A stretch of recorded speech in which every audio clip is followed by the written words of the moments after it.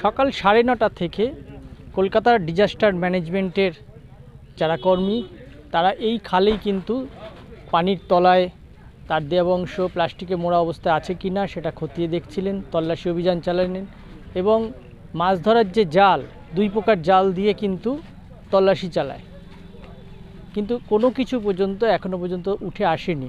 তবে কৌতূহল থেকেই যাচ্ছে।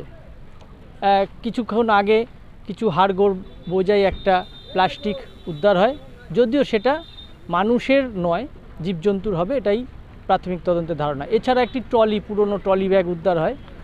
বলে রাখি যে এই বাগজোলা খাল কলকাতা শহরের সমস্ত বজ্র পদার্থ বহন করে নিয়ে কুলপি বন্দর দিয়ে সমুদ্রে ফেলে।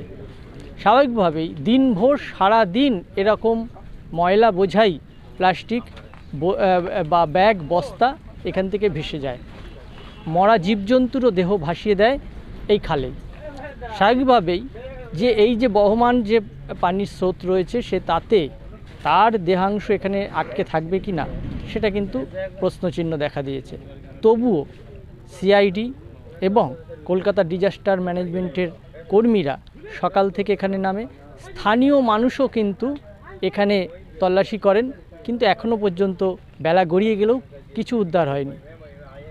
কলকাতা থেকে সুকান্ত চট্টোপাধ্যায়, যমুনা টেলিভিশন।